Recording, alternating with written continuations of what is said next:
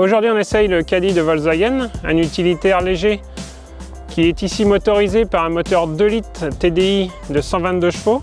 Ce modèle est équipé d'une boîte 6 vitesses mécanique et sa particularité c'est que c'est une version 4Motion qui signifie 4 roues motrices permanentes. Cet utilitaire bénéficie d'un design plus dynamique que son prédécesseur et il propose également davantage d'habitabilité.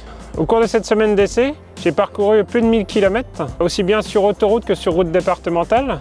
Donc c'est un véhicule très agréable, son 2 litres a du couple et la transmission à 4 roues motrices garantit une tenue de route que je qualifierais presque d'exceptionnelle pour un utilitaire. Vous pouvez attaquer et il reste bien collé au pavé. La transmission à 4 roues motrices présente l'avantage de pouvoir se sortir de situations plus difficiles qu'avec un modèle à 2 roues motrices. On a pu le constater dans un chemin très gras, on a pu faire demi-tour sans problème. On a mesuré une consommation proche des 7 litres au 100, ce qui est acceptable du fait de la prise au vent et également de la transmission à 4 roues motrices. Sur autoroute, j'ai été particulièrement séduit par le confort. En revanche, sur les petites routes dégradées, on se fait un peu secouer, mais c'est normal puisque nous sommes en présence d'un véhicule qui n'est pas chargé. Un petit reproche concerne le manque de garde au sol, car dans les chemins creux, le carter moteur a tendance à frotter.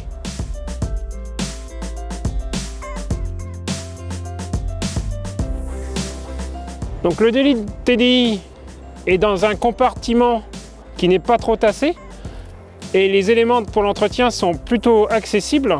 On a le liquide de refroidissement, le filtre à carburant, la jauge à huile directement accessible, le bouchon de remplissage et le lave-glace et la batterie.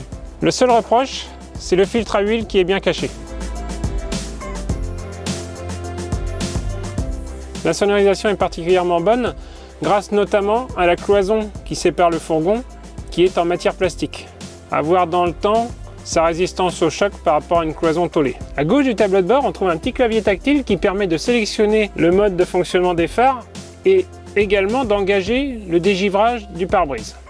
Au centre du tableau de bord, on trouve un écran tactile de plus de 8 pouces qui est compatible Android Auto et Apple CarPlay. Cet écran affiche également l'image de la caméra de recul. Il sert également à régler la température et la ventilation. Ce terminal s'utilise pour gérer la radio, mais il n'intègre pas de GPS.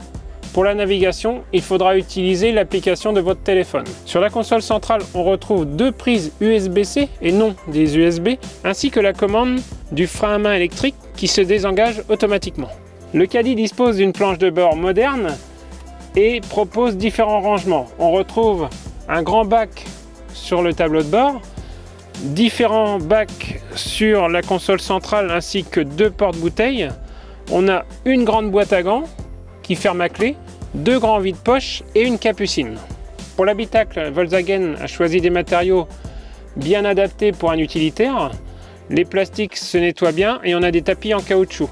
Moi je fais partie des chauffeurs qui aiment rouler au limiteur de vitesse et je dois avouer sur ce véhicule que ça manque de facilité pour le sélectionner. Autant on a un accès direct pour engager le régulateur de vitesse, tandis que pour sélectionner le limiteur, il faut d'abord engager le régulateur, appuyer sur le bouton en dessous pour sélectionner avec la flèche à droite du volant le limiteur et valider sur OK. Sur ce coup-là, il aurait pu faire plus simple en mettant soit un bouton dédié, soit un bouton permettant de choisir entre le régulateur ou le limiteur.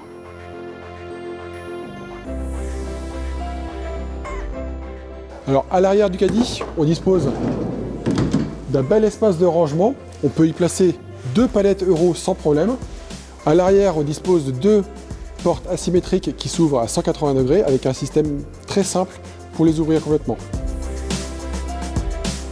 En point fort de ce véhicule, je retiendrai le moteur de 2 litres, la transmission à 4 roues motrices et la qualité d'insonorisation. En point négatif, on a le manque de garde au sol, la difficulté à engager le limiteur de vitesse et le prix.